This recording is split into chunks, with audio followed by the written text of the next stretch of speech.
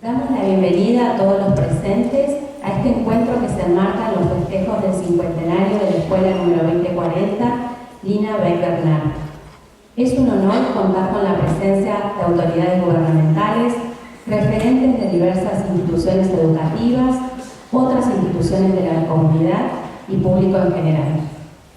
¿Cómo se origina nuestro vínculo con las personas que hoy nos visitan para honrar la memoria de Lina Beck-Bernard?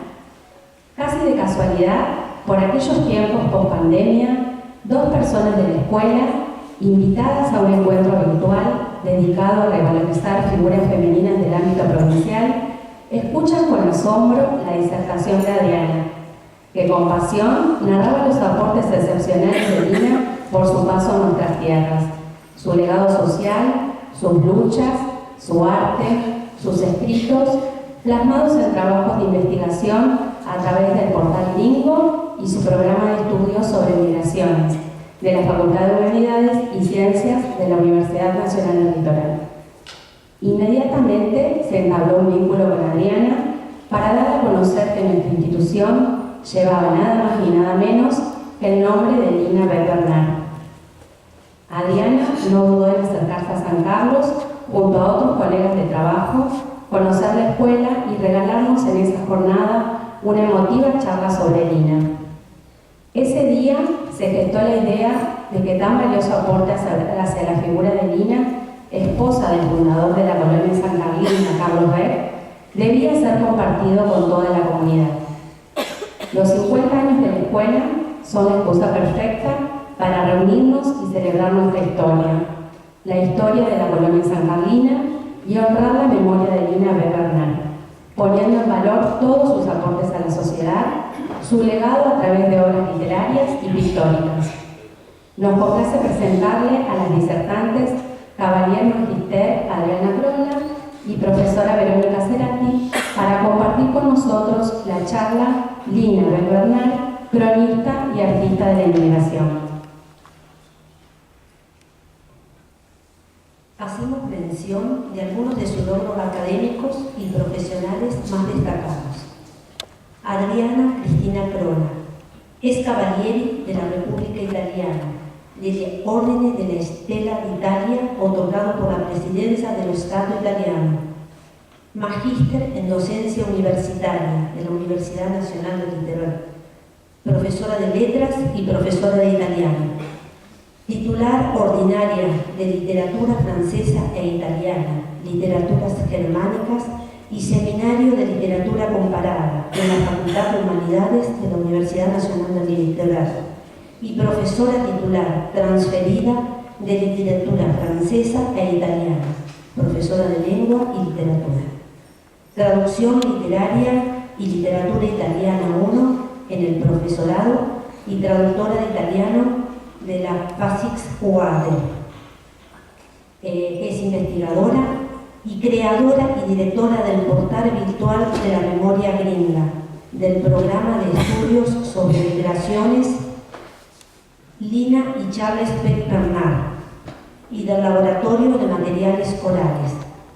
Fundadora y directora del Centro de Estudios Comparados y de la revista El Hilo de la Fauna. Presidente de la Asociación Argentina de Literatura. Comparada. Recibió diferentes premios por su labor.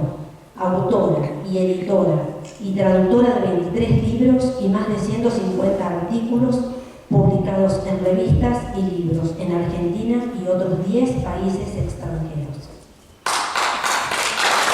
Es médica veterinaria por la Facultad de Veterinaria de la Universidad Nacional del Litoral, encargada de la Mediateca de la Alianza Francesa de Santa Fe, ex docente de francés del Jardín de Infantes número 1274, Alianza Francesa de Santa Fe, colabora con actividades culturales y realiza visitas guiadas en la institución, traductora junto a la profesora Silvia Stenarrusa de Clement, del libro Lina Beck-Bernard, Trilogía Narrativa y Ensayos. Revisora junto a la profesora Silvia Stenarruga de Clement, del libro de la República Argentina de Charles Beck-Bernard. Trabaja actualmente en la clasificación del archivo fotográfico de la Alianza Francesa junto Clem.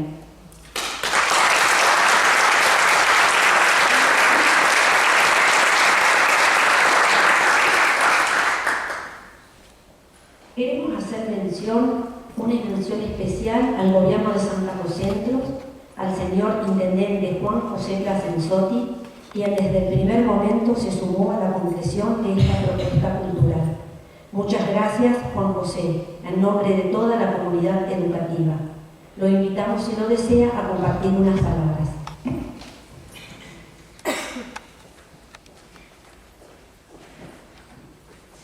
¿Qué tal? Buenas tardes, muchas gracias, bienvenida Adriana, Verónica, a nuestra ciudad. Espero que la estadía sea linda y que se lleven el mejor de los recuerdos, no solamente de este lugar, sino de esta experiencia y de su paso por San Carlos Centro. La verdad que para nosotros es una gran satisfacción poder contar con la presencia de ustedes para que puedan hablar en primera persona de Lina Beck-Belmar. Tal vez para nosotros era la mujer de, pero también ella tenía su propio pergamino, su propia vida, su propia impronta, y es bueno poder conocerla. Agradecer también la presencia de todos quienes hoy están aquí en este lugar acompañándonos. Como bien saben, después de aquí nos trasladaremos unos metros hasta el Museo Histórico para poder realizar la apertura de la muestra, que también es en honor a Lina Beck-Belmar y en conmemoración de este 50 aniversario que en pocos días más vamos a estar acompañando y festejando junto con la creación de la escuela. Así que para nosotros es un gran desafío, una gran alegría. Desde el gobierno nos pusimos a disposición desde el primer momento cuando Claudia se acercó a la municipalidad para comentarnos acerca de un poco la idea del proyecto que tenían para llevar a cabo. Hoy estamos acá, es una realidad, así que felicitarlos también porque detrás de esto hay mucho trabajo. En la muestra se ve que hay mucho trabajo, no solamente también de la escuela, sino de todas las instituciones que han participado y que pusieron su granito de arena. Así que agradecerles a todos, agradecer a Adriana, Verónica. Adriana sabemos que tenía también otro compromiso y bueno, lo pudo resolver de manera presencial, hoy está acá y pudo resolver lo otro de manera virtual, así que eso también es para destacar y es bueno que todos lo sepamos porque puso mucho de sí para poder estar acá hoy presente. Así que agradecerle a Adriana, Verónica, nuevamente bienvenida a nuestra ciudad y ojalá que sea de la mejor manera. Muchísimas gracias. Bueno, buenas tardes. Gracias por las palabras, gracias por la invitación. Para mí siempre es un placer poder hacer circular lo que desde la investigación, desde la universidad, podemos producir, hacer que la universidad salga a la sociedad y que lo que nosotros producimos también provoque esto que me maravilla y que seguramente me va a maravillar cuando lo conozcan, que la figura de Lina alcance esta trascendencia en distintos niveles de docencia, en niños, en adolescentes, y al mismo tiempo, bueno, quizás darles a ustedes algunas informaciones sobre un personaje que es tan caro a ustedes, porque tiene que ver con la Fundación de San Carlos, ¿no es cierto? Pero quizás durante mucho tiempo la figura, no solamente de Lina, también la figura de Charles Beck, quedaron bastante olvidados o invisibilizados, poco estudiados. Cuando yo empecé a estudiar a estos personajes, primero Lina y después me apareció la figura de Charles Beck, tomé conciencia de que durante 70 años lo único que se reproducía era lo que había dicho el historiador sancarlino Schwinn, ¿no? Juan José Schwinn, y que, bueno, no se había avanzado en conocimientos y en el estudio de las fuentes. Cuando empecé a estudiar, por supuesto que empecé a encontrar fuentes en el Museo Histórico, me puse en contacto también con un descendiente del matrimonio Beck-Belmar, descendiente de la baronesa, que ustedes algunos recordarán, que visitó San Carlos, ¿no es cierto?, hace unos años, y él también, Mateo de Nora, así se llama ese descendiente, me puso en contacto con un profesor suizo que fue el que me proveyó también de varios documentos que hoy en día puedo mostrar, que están en el libro, pero también es posible mostrar que atesora la familia de los Beck-Bernard. Bueno, yo preparé un PowerPoint que tiene muchas imágenes, pero bueno, si resulta aburrido, si es largo me paran, pero bueno, es tanto lo que me interesa que ustedes recuperen y conozcan en función de estas figuras que, bueno, ahí va. Acá tienen la foto de Charles y de Lina. Charles, la foto que pertenece a la época en que fundó San Carlos. Esa foto se la sacó en Santa Fe.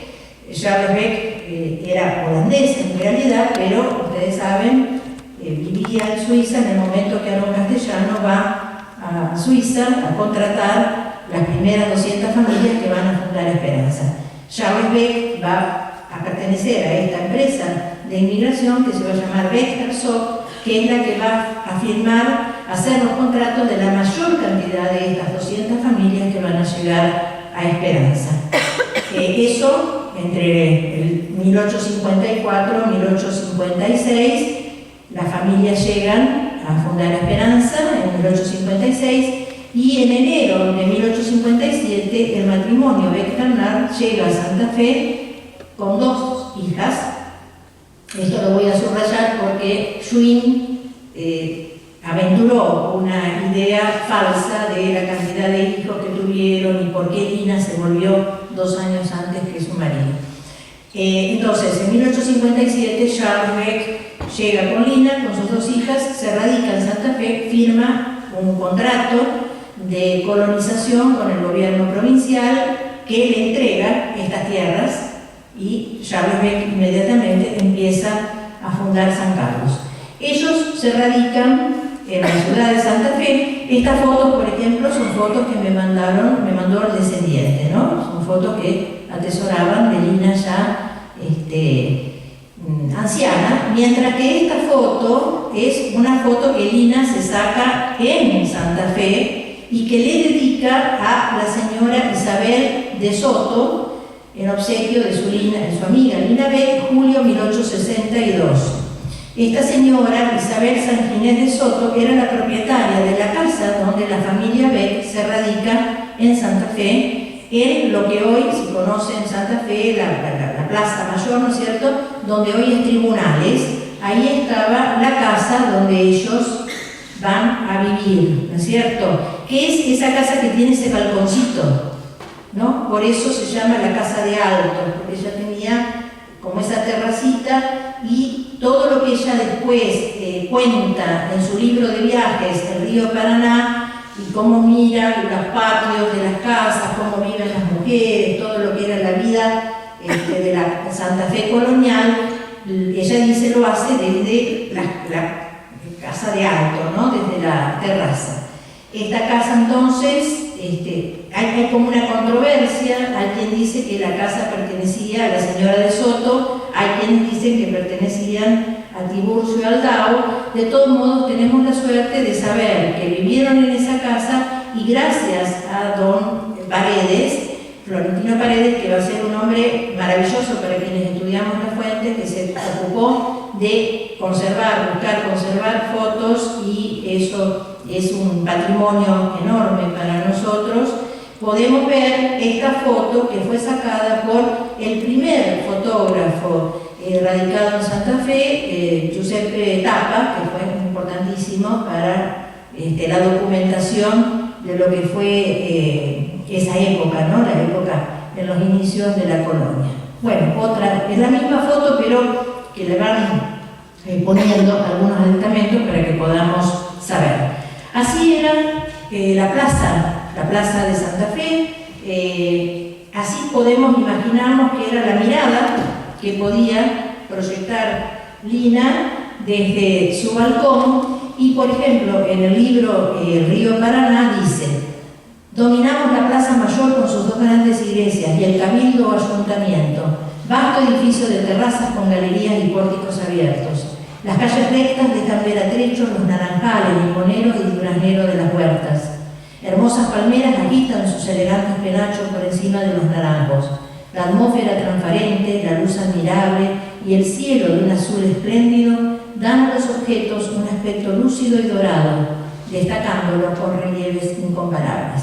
Aquí ya pueden ustedes ver la maestría, ¿no?, en la palabra, la importancia, ¿no es cierto?, de la selección de los adjetivos, la mirada, ¿no?, tan poética que ejerce sobre el paisaje urbano de la plaza. Esto pertenece al libro El río Paraná, ¿no?, 5 años en la República Argentina, que fue tempranamente traducido en 1935 por José Luis Busaniche, y por eso es la lectura que siempre circuló de Lina, y que hace no mucho tiempo fue tomado como el emblema de la literatura de las mujeres viajeras, de la literatura de viaje escrita por mujeres, etc. Traducido por Busaniche, retraducido por Beseiro en el 2013, publicado por la Universidad Electoral y la Universidad de Entre Ríos. Y este cuadro, también quiero hacerlo, lo destaco, también es la pintura de una mujer. Yo trabajo mucho sobre el tema de las mujeres y recuperar a las mujeres olvidadas. Es una pintora que se llamó Léonie Matin, de origen francés, que no vivió en Santa Fe, que nunca estuvo en Santa Fe, pero ella le llevaba un grabado y pintaba, y pintó este cuadro que, si ustedes quieren verlo, en realidad pertenece al Museo Blanco de Rosario, pero creo que todavía está en el Museo Histórico de Santa Fe. Es la única vista que tenemos de la época colonial. Como era, ahí lo que ustedes ven es el Cabildo, que después se tiró abajo, y el colegio de los jesuitas y la iglesia de la Merced. Bueno, una maqueta de lo que era Santa Fe en aquella época. Estas torres que ustedes ven acá es la catedral, y la casa lateral, ¿no?, que va hacia la profundidad, allí estaba la casa que alquilan los Beck Bernard. Antes de entrar en Lina, quiero hacer alguna referencia a Charles Beck, porque ustedes lo conocen como fundador de San Carlos, pero Charles Beck es mucho más que fundador de una colonia. Charles Beck, por ejemplo, llegó, como les dije, en 1857, y fíjense que en 1860, 3 años después, era presidente del Club del Orden, recientemente creado. Se había creado el Club del Orden de Santa Fe después de durante las sesiones de la promulgación de la Constitución en 1853. El Club del Orden de Santa Fe atesora esa copia de la foto que seguramente se sacó Charles Beck en ese momento por estas instancias, y los registros de las actas de las reuniones del periodo que Charles Beck fue presidente del Club del Orden. No lo tengo acá, pero quiero mencionarlo. Él va a ser pocos meses presidente del Club del Orden, porque en 1861 se forma el primer consejo de la ciudad de Santa Fe. Pues Charles Beck va a ser el primero que aparece en el digesto como concejal de Santa Fe.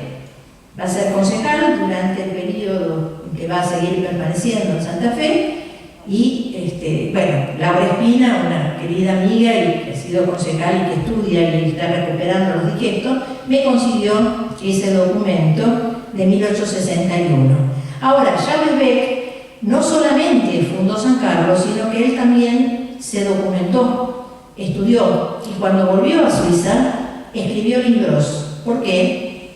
Porque él vuelve en 1864, lo nombran agente de inmigración, y en 1868 Mitre, al cual se habían conocido en Santa Fe cuando Mitre pasa por Santa Fe, en 1860 y 61, Mitre, siendo ya presidente, lo va a nombrar cónsul argentino en Suiza. Y durante 20 años Charles Beck va a ser cónsul argentino en Suiza, promoviendo la inmigración desde Suiza y todo el norte de Italia, por eso la masiva inmigración piemontesa, etc. Gracias al trabajo de Beck y el amor que Beck y Lina van a desarrollar por la Argentina. Yo fui a estudiar los papeles consulares de Beck, que están en el puerto de Buenos Aires, y me encontré con una carta de ya 1880 y pico, en donde Beck le solicitaba al ministro de Relaciones Exteriores de la época que le dieran la ciudadanía argentina. Él quería tener la ciudadanía argentina.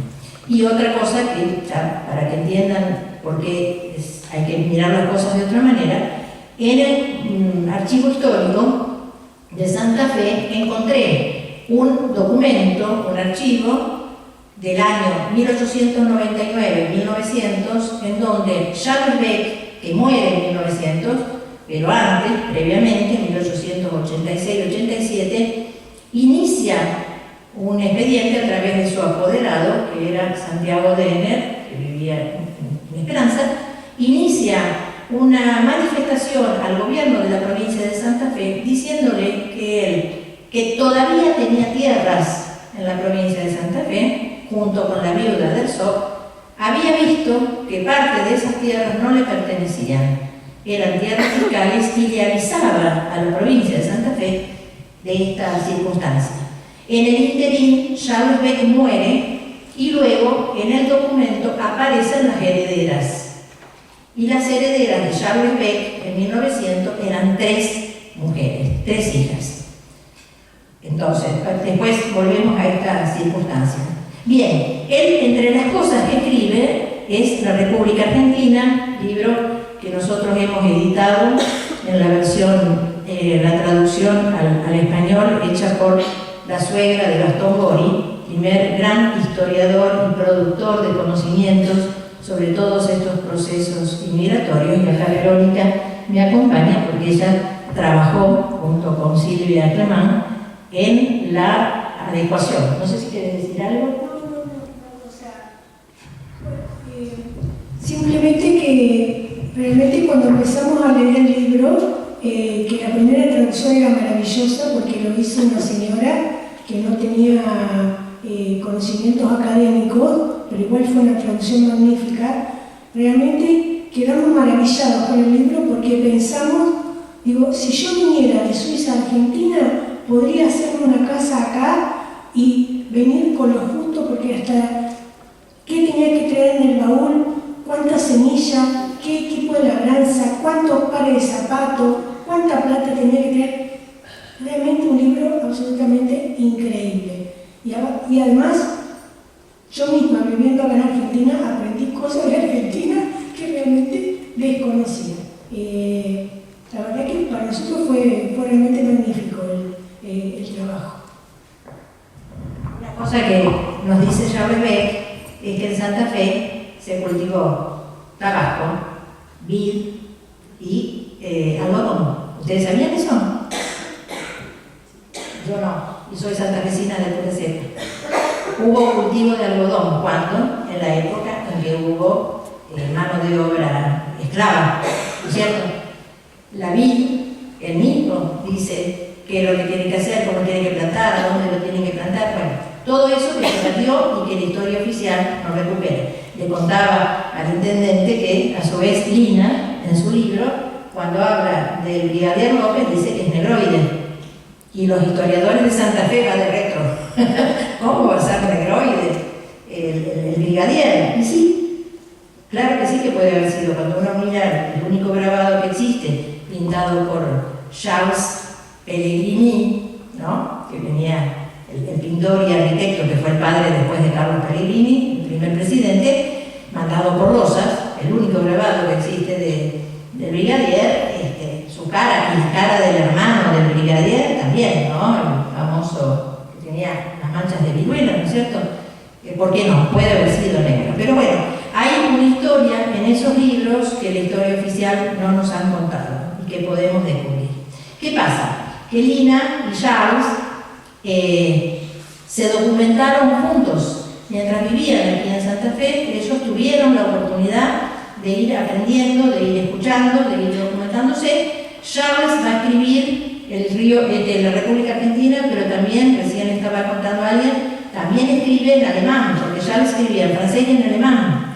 Hemos editado, gracias a la traducción que ha hecho Regula Roland, especialista en lengua alemana del Centro Día de Buenos Aires, la traducción de otro de los manuales, porque él escribió 3 manuales para indicar a los inmigrantes qué es lo que tenían que hacer, cómo tenían que venir, como dice, ¿no es cierto, Verónica? Se preocupó por potenciar la inmigración hacia esta zona. Esto es el extracto de bautismo de Hélène, de la última hija. ¿Por qué? Porque gracias a todos esos registros yo llegué a la certeza de que Lina tuvo 4 hijas. 2 vinieron con ella, cuando vino el matrimonio, y 2 nacieron en Santa Fe. Yo, en mis primeros estudios, siguiendo erróneamente a Schwinn, afirmé que posiblemente la muerte de alguna de las hijas era la que había provocado la partida anticipada de Lina a Suiza. No es cierto. Ella volvió con 4 hijas.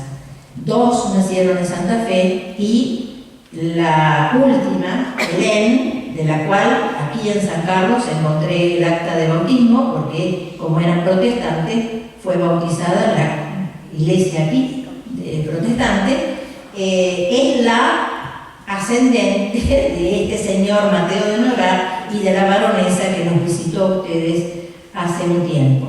Mateo me mandó estas fotos y él me escribió allí, posiblemente porque ni ellos tenían ya registro de quiénes eran. En realidad él estaba pensando que yo estaba estudiando vendría a ser el yerno del matrimonio Beck-Bernard, que fue el conde de Bavière, que fue muy viajero y que cumplió funciones consulares o no sé qué en Japón. Entonces pensó que era el tema que tenía que ver con este personaje. Cuando yo le conté que no, que yo estaba estudiando esta u otra historia, se puso a buscar y encontró esta foto y él me puso ahí, posiblemente esta sea Hélène, la hija de los Beck-Bernard que nació aquí en San Carlos. Me puso, penso sia la figlia nata en Argentina sposata con Baviera. ¿No es cierto? Bien. ¿Por qué el tema de las 4 hijas es importante? Primero, como les dije, este documento en donde aparecen 3 como herederas en el año 1900. ¿Y por qué aparecen 3? Porque gracias al portal y a lo que habíamos publicado, en algún determinado momento, un señor de Chevalois, Henri Besson, me mandó el acta de defunción de la tercera hija de los Beck-Bernard, que falleció en 1874, el 29 de julio, en un lugar cercano a Lausanne, donde habían ido a radicarse a la vuelta los Beck-Bernard a los 15 años. Y acá, si ustedes no sé si alcanzan a leer, está la traducción que hiciste vos, ¿no? Sí. Había muerto a las 3 de la mañana la señorita Beck, Elizabeth Fanny, de 15 años, sin profesión, nacida en Santa Fe, en la República Argentina, domiciliada también en Lausanne, hija del primer compareciente y de su esposa Bernard, Amélie Lina, ha fallecido en el Hotel Lyon-Tour, propiedad del señor Millot, donde se encontraba provisoriamente de paseo con sus padres. O sea que posiblemente falleció por algún accidente. Y ahí me cerró esto, porque Schwinn, que fue el único que escribió algo sobre los Beck-Bernard por allá, por 1935, cuando se cumplía un aniversario importante de San Carlos, él en su ensayo introduce esta foto que dice que es la última morada de los Beck-Bernard. Sus restos descansan en el cementerio Montjoie de Lausanne. A la izquierda está la tumba de Carlos Beck-Bernard, a la derecha la de Lina y en el centro una hija de ambos. Y a mí no me cerraba. ¿Cómo me aparecía esta hija? Bueno, después justamente por todos estos datos llegué a la conclusión de que, esta tumba no existe más. Cuando le pedí al profesor suizo que fuera al cementerio de Lausanne a buscar la tumba no existe más. Por lo tanto, el último registro que tenemos es de esto que Schwinn incorporó en su texto. Y luego, bueno, esta es la carta que las hijas de Carlos y Lina Beck le van a enviar a Schwinn en el 50 aniversario de la Fundación de San Carlos, que ahí aparecen Hélène y Noémie. No aparece la otra tercera, pero bueno, es muy interesante, no la van a alcanzar a leer ustedes aquí, pero es muy interesante lo que ellas dicen del amor que Lina y Charles habían demostrado a lo largo de su vida con respecto a la Argentina y con respecto al tiempo que habían pasado aquí, lo cual corrobora eso que yo encontré de Charles queriendo ser argentino, ¿no? Queriendo tener la ciudadanía argentina. A su vez, Schwinn publica en sus ensayos esta poesía de Lina, que la vamos a escuchar en el francés. Esta poesía Lina se la dedica a sus 4 hijas. Aux 4 jeunes filles, où vous montez gaiement, moi je marche avec peine. Vous sautez les torrents qui dans ces flots m'entraînent. Vous marchez les fronts hauts et moi les fronts baissés. À vous la sourde, les nids, la lumière éclatant. À moi, près des tombeaux, l'ombre est toujours croissant, car l'avenir c'est vous et je suis le passé. Où je vois un point noir, vous voyez une étoile. Votre regard reluit, les miens déchaussent ses voiles. Mon sourire est pensif, votre rire est montant. Le cap sur le bonheur dans ses premiers voyages. Ce qui pour vous est gris est pour moi blanc d'orage. C'est moi qui suis le soir, vous êtes le matin. Dans les rudes sillons de l'existence humaine, où par la main du temps le chant ouvrier s'enchaîne, où ce qu'il fit avant tient ce qui vient après. Vous me faites l'effet où, fleurs à pleine éclose, de ces cheveux roses, de ces grands cheveux roses qui l'on voit couronner les fronts de vieux cyprès. Como un aporte, hoy, a pesar de que estoy muerta de cansancio, la traduje. Para mis 4 jovencitas. Mientras suben alegres, apenas puedo marchar. Saltan los torrentes mientras las olas me arrastran. Con la frente en alto que yo debo inclinar. Para ustedes el azul, los nidos, la luz. Para mí las tumbas, las crecientes sombras. Porque el futuro es ustedes, el pasado yo soy. Donde veo un negro puente, ustedes la estrella. Brilla su mirada mientras la mía se vela. Mi sonrisa es prisionera, su risa traviesa. Rumbo a la felicidad del primer viaje, la brisa de ustedes es para mí un huracán. Soy yo el atardecer, ustedes la mañana. En el áspero surco de la existencia humana, donde los tiempos encadenan a jóvenes y viejos, donde lo que fue contiene el porvenir, ustedes me parecen flores a punto de florecer, chorros vigorosos, ramos de rosas, que de los viejos cipreses coronan las fachadas. Bueno, esto es el único documento que tenemos de la Lina poeta. Gracias a Schwinn, que lo incorporó en su ensayo, y que, como ustedes ven, está dedicado a sus 4 hijas, pocos años antes de que falleciera esta niña de 15 años, ¿no es cierto? Bueno, acá les traigo algo que es de ustedes, que es la visita cuando María del Carmen de Benzo y la baronesa Chantal de Baviera de Honorat y Victorio de Honorat realizan esa primera visita a San Carlos en 1986, ¿no es cierto?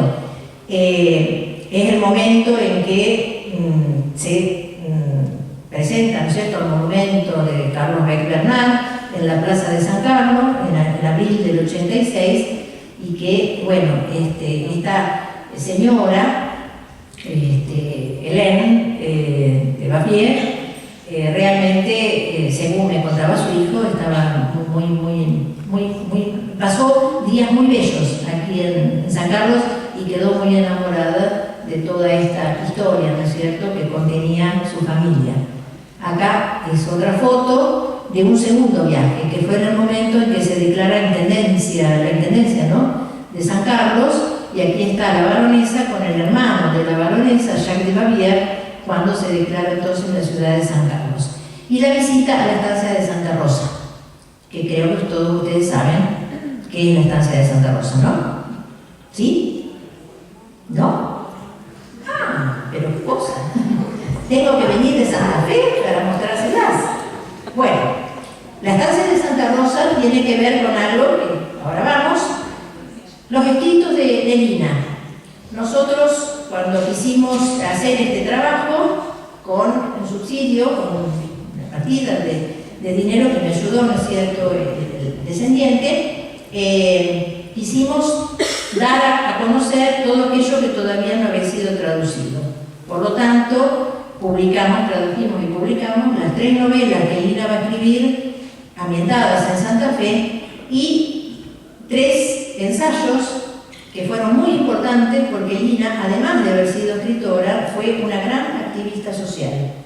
Lina, antes de venir a la Argentina, y cuando vuelve, era usual que ella visitara lugares donde había problemas, y entre esos lugares las cárceles de mujeres. Era una asidua visitante de las cárceles de mujeres y escribió ensayos contra la pena de muerte, logró la abolición de la pena de muerte en el cantón de Vaud, donde vivieron cuando volvieron, y a su vez 2 ensayos sobre la necesidad de ver qué pasaba con las mujeres. En esa época las mujeres no tenían ningún derecho, y van a pasar todavía muchas décadas hasta que las mujeres tengan el control de su propia economía y de su propia vida. Los maridos tenían todo el poder sobre las mujeres y era usual que las mujeres fueran encarceladas por pequeñas cosas o porque el marido las repudiaba o por lo que fuera. La vida en la cárcel era terrible, pero el problema cuando salían de la cárcel no tenían protección y volvían a caer en la cárcel. Por lo tanto, Lina escribió estos 2 ensayos sobre la situación de las mujeres en las cárceles y la necesidad de generar patronatos o medidas preventivas para que las mujeres fueran protegidas. Eso está en el libro de la trilogía narrativa. Como les dije, el primer libro que escribe Lina es El río Paraná, 5 años de estadía en la República Argentina, que Busaniche le pone a la Confederación Argentina, un título equivocado, pero bueno, tiene el honor de haber sido el primero de haber traducido a Lina. Pero a su vez Lina escribe, como les dije, novelas, 3 novelas. La primera se va a llamar La estancia de Santa Rosa. ¿Por qué? Escenas y recuerdos del desierto argentino. Esta novela la va a publicar primero, fíjense, en 1864, el año en que vuelve de la Argentina. Va a ser traducida, una traducción que no se conoce el traductor, en 1914, y luego en 1990 la Universidad Litoral, con la Alianza Francesa, hace una edición con la traducción de Irma Vignon, pero es una edición que prácticamente no han quedado casi volúmenes. Entonces lo que hicimos fue volver a traducirla, Verónica y Silvia, ¿no es cierto?, a La estancia de Santa Rosa, incorporando las otras 2 novelas que ella engloba en un libro que va a llamar Flores de Pampa, Flores de las Pampas. La estancia de Santa Rosa es una novela de costumbres que transcurre en la Pampa santafesina y toma una historia de relación entre los criollos y los indios. Telma toma el tema de la emancipación de los esclavos a partir de una ley provincial de López que va a lograr, mucho antes de 1853, la liberación de los libertos, tal como se había determinado en la Asamblea del año 13. Entonces los personajes de Telma son jóvenes esclavos que son liberados porque cumplen la mayoría de edad, tal lo que había determinado la Asamblea del año 13, y una serie de circunstancias que son las que permiten entender por qué se terminó el cultivo de algodón, el cultivo de toda esa agricultura extensiva que se podía hacer porque había esclavos. Historia que a mí nunca nadie me la contó.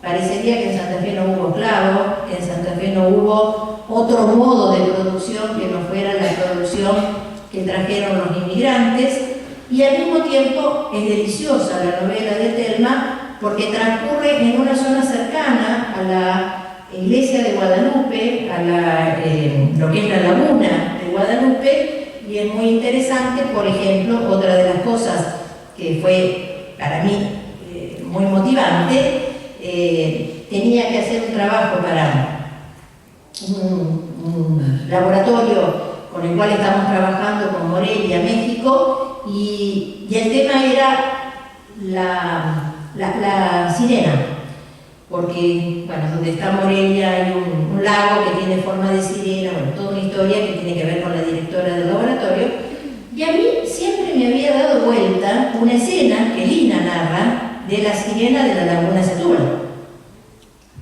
Pero nunca nadie encontré yo que me hablara de que existe una leyenda sobre una sirena en la laguna Setúbal. Pero si Lina habló de eso es porque tiene que haber existido en época de Lina esa leyenda. Bueno, empecé a investigar, encontré un viajero inglés que hablaba de las perlas de la laguna Setúbal y de la presencia de una sirena con perlas. Bueno, para ser rápido, terminé descubriendo que en la época en que Lina vivió, las costas de la laguna Setúbal estaban llenas de perlas y de conchas. Y uno dice, ¿pero cómo? ¿En el río? Sí, como todavía se puede ver en las costas del río Paraná. Porque toda esta zona lo tengo escrito en algún lugar, millones de años fue mar, y nosotros tenemos conchas y perlas marinas en nuestros sedimentos. En la época en que Lina vivía, se trabajaba el nácar de esas conchas y de esas perlas, y se usaban esos materiales para hacer las peinetas, los peines, etc. O sea que Lina me descubrió una Santa Fe que yo desconocía.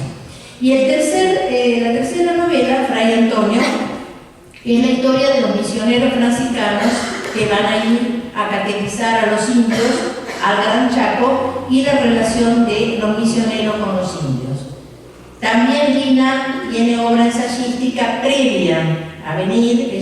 Su bisabuelo fue un gran poeta alemán. Ella había hecho un estudio biográfico sobre este poeta y patriota alsaciano.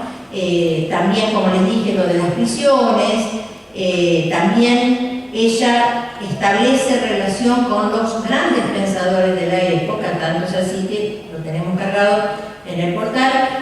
Se ha estudiado la relación que ella mantuvo con Saint-Beuve, un gran filósofo de la época, con Victor Hugo, con grandes personajes de la época.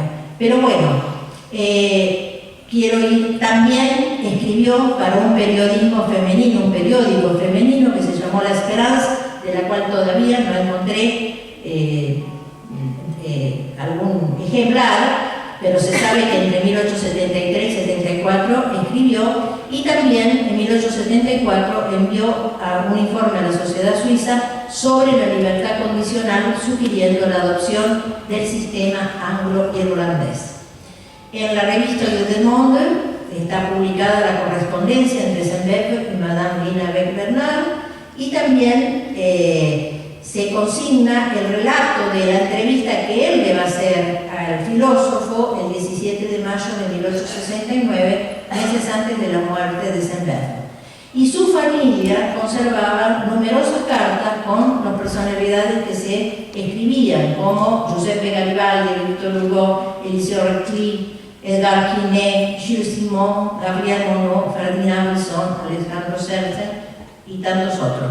También se sabe por algunos comentaristas que van a escribir después de la muerte de Lina, que estaba escribiendo sus memorias, pero de esas memorias solamente hasta ahora yo he podido recuperar un fragmento que consigna Jules. Bueno, la estancia de Santa Rosa, Telma, Fray Antonio, en esta trilogía narrativa.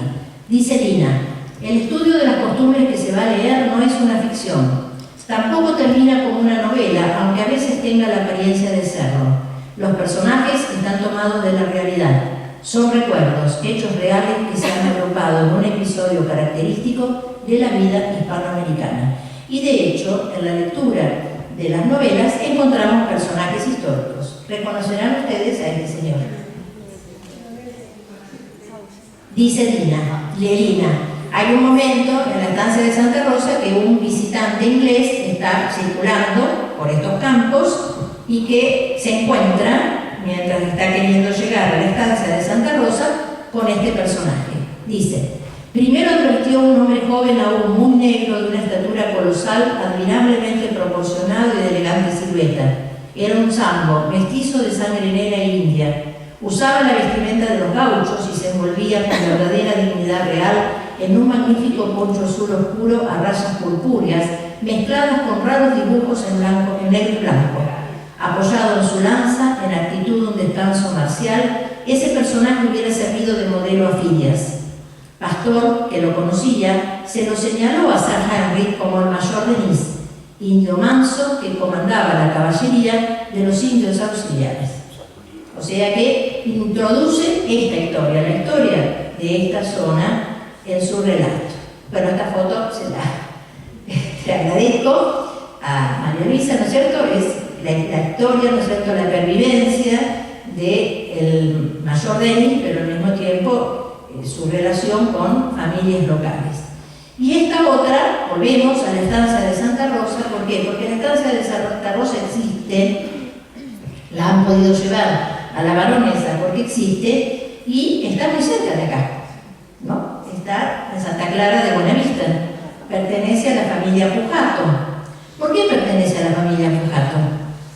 ¿De quién era la estancia de Santa Rosa? ¿Lo saben? De este señor, del coronel Rodríguez. Ustedes tienen una localidad acá cerca que se llama Coronel Rodríguez. ¿Y quién fue el coronel Rodríguez?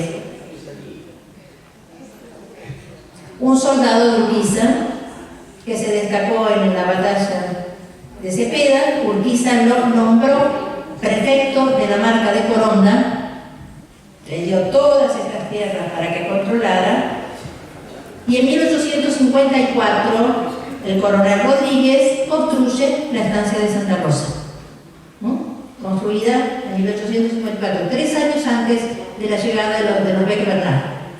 Por lo tanto, piensen ustedes que todo el trabajo que Beck Bernard hacía de venir a montar la colonia, a seguir, digamos, las labores, la llegada de las familias, todo lo que fue el montaje durante 5 años de la colonia, ¿a dónde pernotaba en los primeros tiempos si no había nada?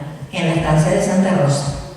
Estancia que seguramente también conoció Lina, que habrá acompañado en algún momento a su esposo, y que además, bueno, eso es una tarea que estoy ahora tratando de dilucidar, los Pujatos no saben quién construyó o quién diseñó, pero yo estoy segura que fue uno de los arquitectos del Palacio San José de Urquiza, que es igual, ¿no es cierto?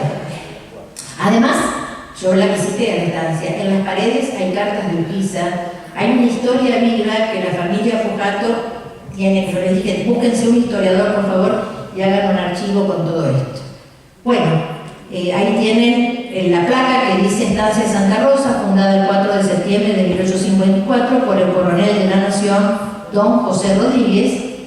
Y acá tienen también algo que me interesa que ustedes conozcan, porque el hijo del matrimonio del coronel Rodríguez y Rosa Galisteo es el señor Galisteo, Rodríguez Galisteo, que donó el solar del primer Museo de Arte de Santa Fe, ¿no? Y de ahí va a venir, del Rodríguez Galisteo viene la familia Pujato. Bueno, con respecto a las novelas de Lina, Telma, como les dije, es muy importante porque toma un hecho que la historia oficial no registra, que es la liberación de los esclavos por Urquiza a partir de 1853. Porque la Constitución dijo en el artículo 15, en la Nación Argentina no hay esclavos. En la provincia de Santa Fe, el general López se va a adelantar mediante una ley provincial casi 2 décadas antes. La acción entonces transcurre en una estancia como a una legua de Santa Fe, en la zona donde se va a producir la erradicación de los colonos extranjeros. Problemas económicos por la falta de brazos en las estancias, que se quedan sin empleados, sin gente que las trabaje, va a justificar entonces la apertura a la política de la colonización organizada desde el gobierno provincial y el auxilio de empresarios extranjeros como Castellanos y Carlos Beck con su socio Herzog.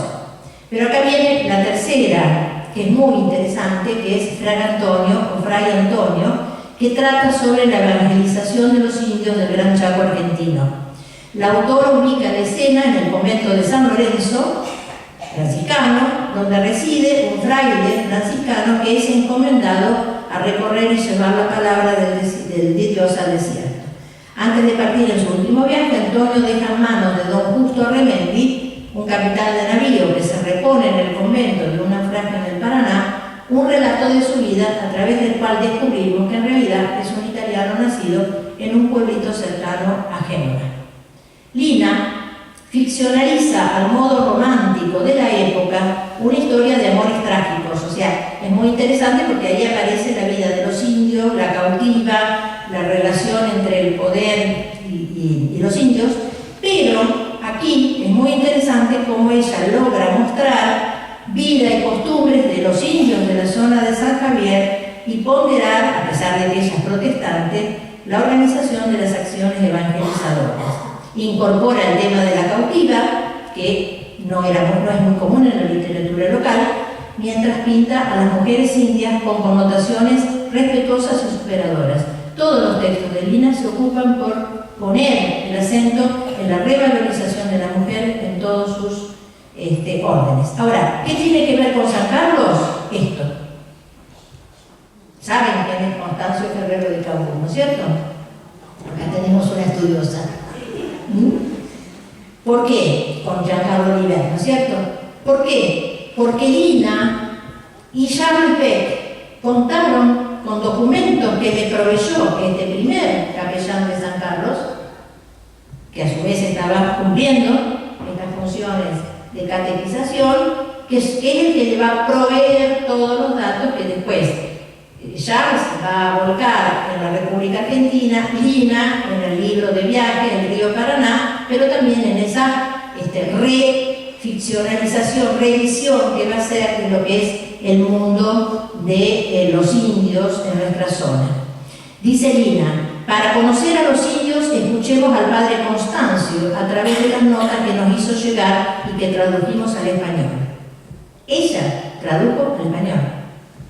Ella escribía en francés, Charles Beck publica al volver a Suiza en 1865 la República Argentina y en el capítulo Industria de Indios y Criollos, Cultos, Escuelas, Misiones, dedica un espacio importante al padre Constancio y menciona las cartas que éste comparte y que afirma, nos ofrecen datos preciosos sobre los indios. Y a su vez, este es un texto que me mandó Giancarlo Oliver, ¿no es cierto? Tiene que ver con el diario de viaje de Constancio Ferrero a Monte Aguará en 1857, donde dice el autor de este artículo: Constancio Ferrero, que sepamos, dio a conocer en vida dos trabajos que se publicaron en el país. En primer lugar, el diario, y en segundo término, unos apuntes sobre el Colegio San Carlos de Santa Fe.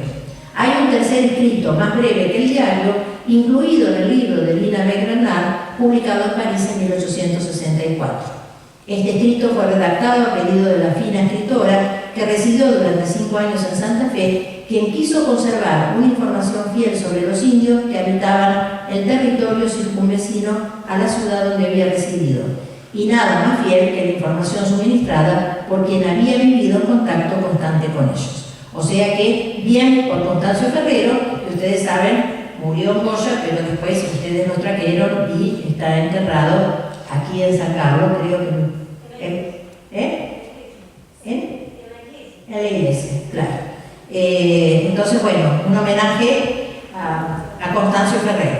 Lina, por supuesto, le pone otro nombre a estos personajes. El hermano se llama Antonio y dice: sin embargo, el hermano Antonio había sido privilegiado, más feliz que aquellos oprimidos por la atmósfera viciada de nuestra vieja sociedad, le había sido dado respirar el aire libre y puro de un mundo nuevo. Esta alma, aún palpitante por las angustias de la duda y llevando en ella la fe como un tesoro que se posee sin saber gastarlo, se había recogido los sentimientos a los que se aferraba con más fuerza: Dios y la naturaleza. Por su parte, Charles Beck, en el libro La República Argentina, dice: El padre Constancio se manifiesta conmocionado ante la poesía armoniosa del desierto y con sentimiento vivo habla de ella y de las bellezas de la naturaleza. A pesar de todos los sufrimientos y las decepciones que lo rodean, se coloca como un valiente apóstol de los indios. Defiende su causa con una sinceridad llena de energía. Si los indios son desconfiados, crueles, indisciplinados, sin fe ni ley, ¿no es acaso culpa de los criollos? ¿Qué se ha hecho por ellos? ¿No se los ha sacrificado desde hace muchos años a la misión de los partidos? Promesas olvidadas, sermones violentos, pone todo bajo los ojos de las autoridades a las cuales se dirige. Habla poco de él y solo habla de paso y brevemente de todas las privaciones por las que debió pasar. O sea, fíjense la mirada lúcida de estos dos viajeros tan particulares y estas visitas tan enormes que tuvimos en la zona. Esto no se lo voy a leer, pero se lo cuento. Es la carta que Lina Beck le manda a la señora, no me acordaré el apellido, que va a ser la primera presidente de la Asociación de Ayuda y Patronato del Hospital Cuyen de Santa Fe. Lina va a ser la primera tesorera de esa comisión de ayuda a ese hospital que se estaba creando. Pero además Lina fue pintora, que es lo que ustedes empezaban a ver ahora. Esto me lo mandó su descendiente. Estos cuadros los atesoran la familia. Fíjense qué hermosas las imágenes, y creo que ustedes pueden descubrir que está pintando un paisaje nuestro, que no es un paisaje europeo, ¿no es cierto? Este cuadro a mí me resulta sumamente importante. ¿Por qué? Porque acá vemos una imagen que reproduce lo que ella atesoró en su memoria y que tiene que ver con la laguna Setúbal, con el árbol que puede ser un bú. Pero vean la construcción de la izquierda. Después ustedes lo miran en el portal mismo, lo pueden ampliar, etc. Alcanzarán a ver una construcción con un pórtico y una palmera. ¿Sí? ¿Qué es esto? La Basílica de Guadalupe en la época en que Lina vivió en Santa Fe.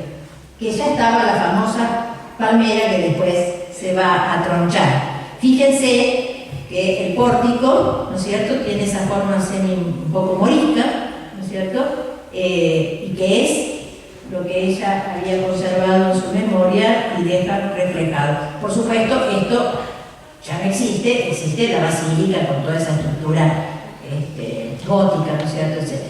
Bueno, para terminar, si quieren ver un poco más y leer todo esto, lo estamos cargando en el portal de la memoria gringa, en un sector del portal que es el programa de estudios sobre migraciones, Lina y Charles Beck-Bernard, donde todo aquello que ayude a hacer conocer mejor a todas estas personas y a todas estas experiencias y a toda esta historia semi-olvidada, tapada o, no lo sé, invisibilizada, nos ayude a, como yo afirmé en algún momento, Santa Fe no puede haber quedado igual después del paso de este matrimonio por la zona. Evidentemente dejaron huella, nos ayudaron a ser mejores, a integrar y a descubrir cosas, y bueno, es el momento en que los celebremos como merecen. Gracias.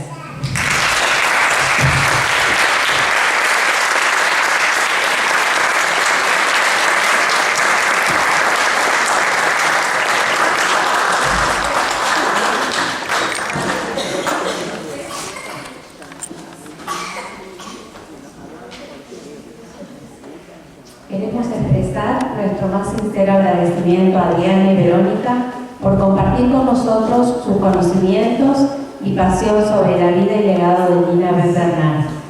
Su charla ha sido una verdadera inspiración y ha puesto en valor la figura de esta gran mujer a quien debemos nuestro nombre.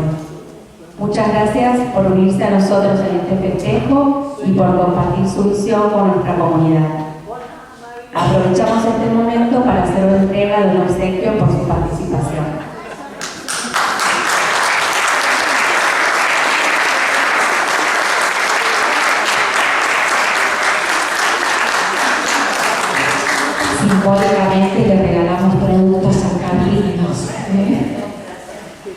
Yo no sé qué le ha pasado al público oyente, pero nuestro corazón está inundado de una emoción tremenda.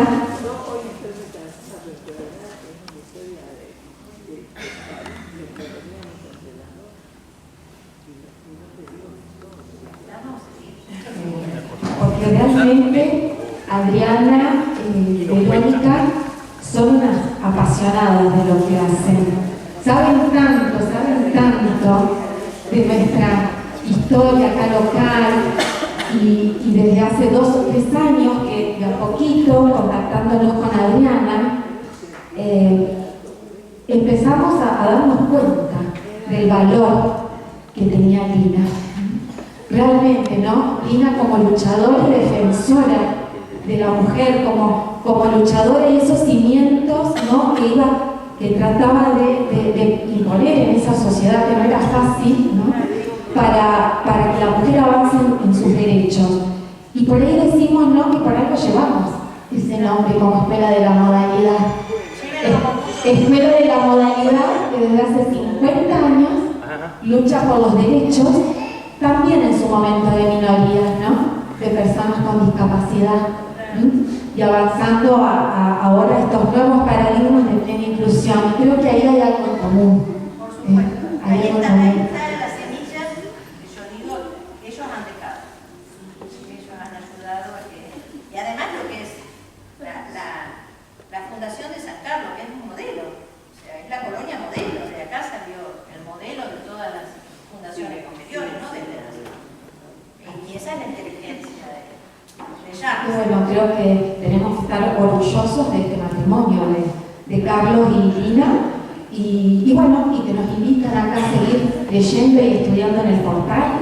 Cuando se van a ir retirando, compañeros de trabajo de la escuela les van a ir entregando los señaladores que tienen, un código, como para que encuentren rápido el portal y puedan ponerse a leer y a seguir investigando. Así que renovamos este aplauso inmenso para Adriana y Verónica.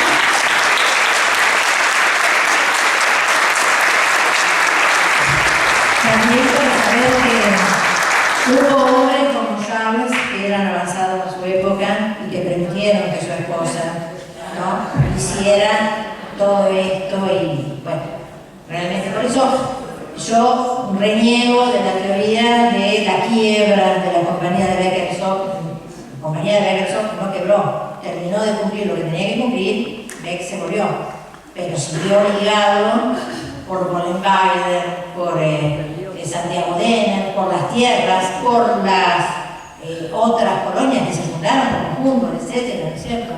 Y Lina siguió manteniéndose.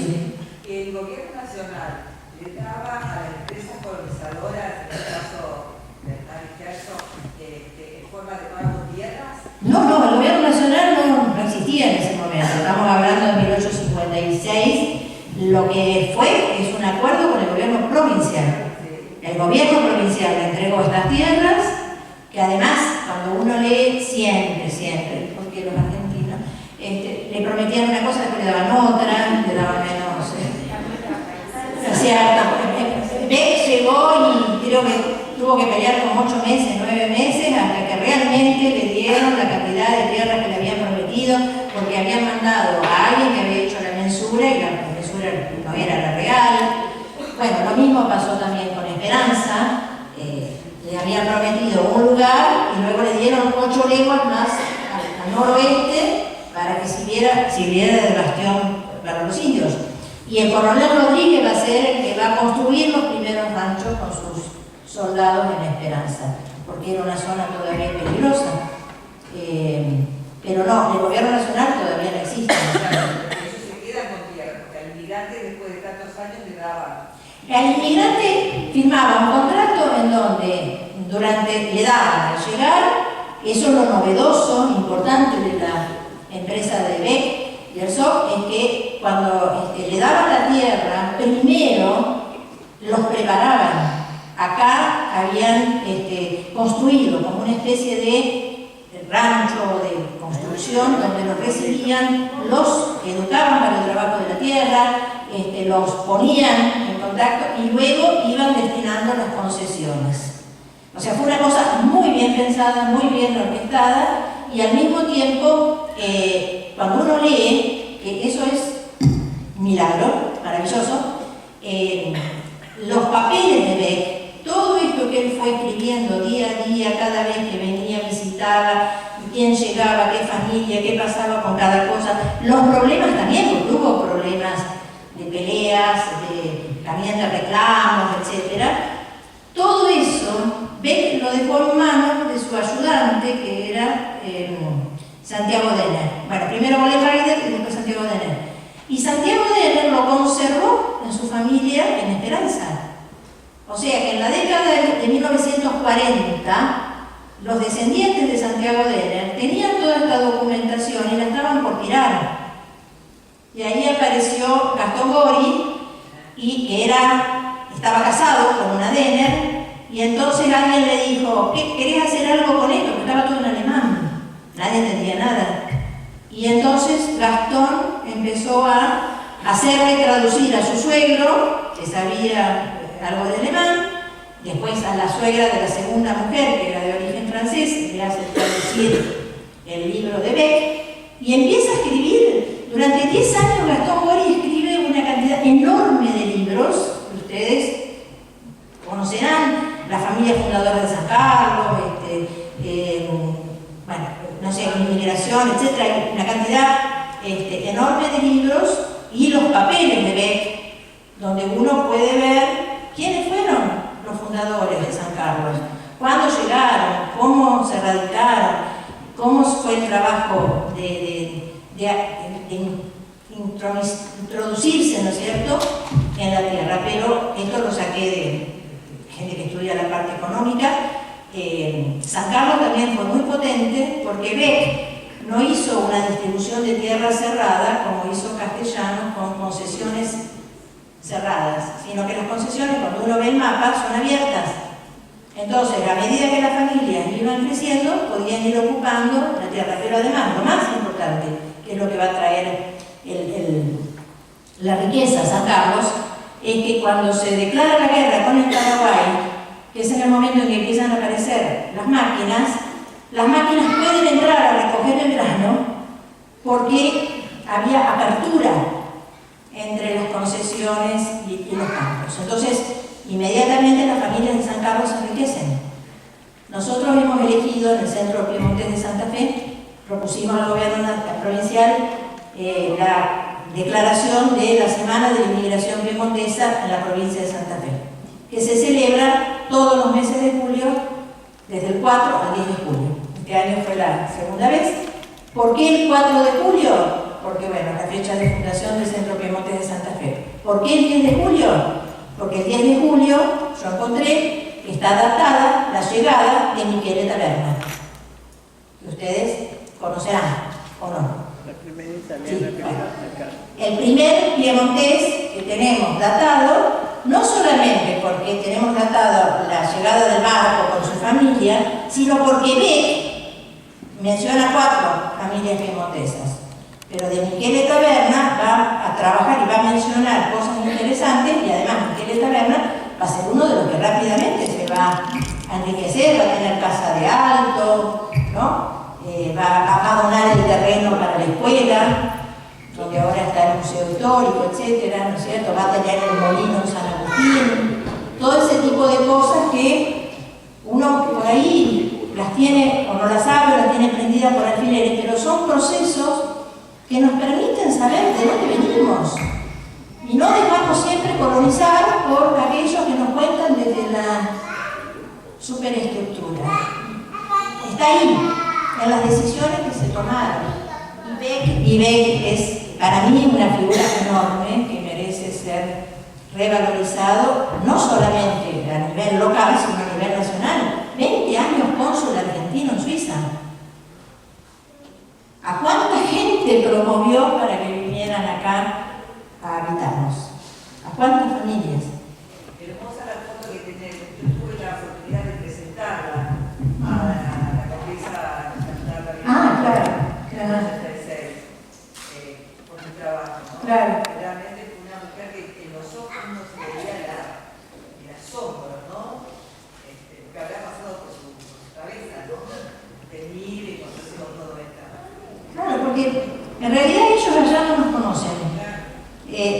nos conocen en modo parcial o mítico, pero nosotros se los tenemos que contar. Termino con esto. Lean De Amicis, Edmondo De Amicis, que saben ustedes, fue un periodista italiano, genovés, pero que venía de Torino, que en 1874 pidió a su periódico venir a visitar la Argentina, pero no la Argentina, lo que quería visitar eran las colonias. Y se hizo traer desde Buenos Aires para conocer San Carlos, Esperanza, Pilar y, bueno, por supuesto, Santa Fe. De lo que conoció acá y de lo que vio acá, luego él va a escribir textos que va a publicar en el periódico, pero luego los va a terminar reuniendo en un libro que se llama In America. Y dentro de ese libro hay capítulos que hablan de San Carlos. En la región del Trigo está en el lado Ceballos, claro. Pero esto de Amicis es lo que publica De Amicis en Italia. Y en ese artículo que se llama I nostri contadini in America, nuestros campesinos en América, él habla con asombro de estos piemonteses, sobre todo piemonteses, que lo reciben de manera exultante, y él dice dos cosas que a mí me conmueven. Los hombres allá, o sea, acá, en San Carlos, miraban con los ojos y la cara de frente, como jamás se hubieran atrevido a hacerlo en Italia, en el Piemonte, porque habían adquirido dignidad, porque acá se sentían dignos, tenían trabajo, tenían casa. Estamos hablando de 1874, la inmigración había empezado en 1856, había pasado 16 años, y sin embargo ya había sido una revolución que había llegado a Italia y a Europa, ¿no es cierto? Y la otra cosa es que todos le hablaban en piemontés, todos le preguntaban si había conocido al pariente, esto y lo otro. Y entonces va caminando y ve a una india sentada, y entonces le pregunta si va a llover. Y la india le responde en piemontés. ¡Ay, tú! La india hablaba piemontés, que como saben fue la lengua franca durante bastante tiempo, porque era la lengua de la mayoría, ¿no? Entonces, saber también cómo nos miraban, qué fuimos nosotros para ellos, ¿no es cierto? Nosotros fuimos una cosa potente, una cosa importante. Tenemos que ayudar a que recuperen esa memoria.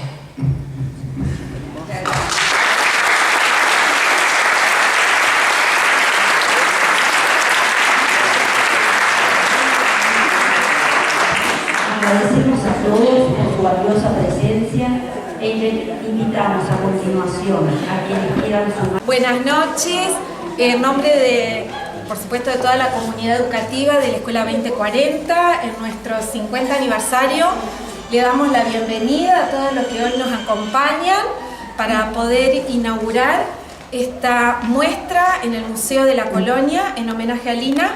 Una muestra que nos enorgullece, nos emociona muchísimo, porque es el trabajo de un montón de estudiantes de los 3 niveles educativos de las escuelas con las cuales trabajamos. Entonces, en primera instancia, poder agradecer a todas las instituciones, a todas las escuelas que no dudaron en emprenderse esta propuesta con todas nuestras docentes de apoyo a la inclusión, y estuvieron trabajando en este último tiempo de distintas maneras, y como lo han decidido, le contamos a nuestra expositora, a partir de pequeños extractos de Lina, a partir de algunos de los cuadros que iban eligiendo, iban haciendo sus propias creaciones. Y eso es lo que vamos a mostrar hoy.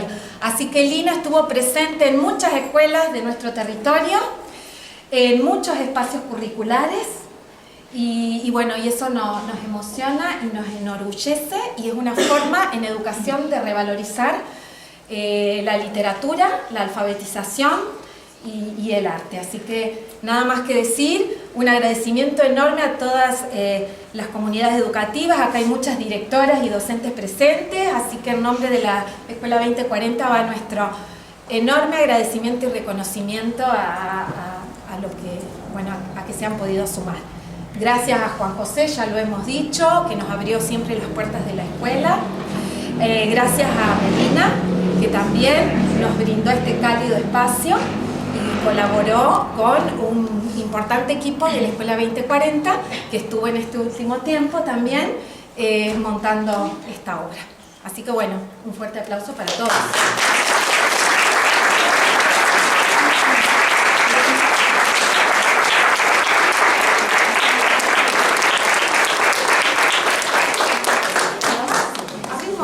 Abrimos la puerta. Adriana. ¿Yo? Sí, sí, sorpresa. Y pasamos.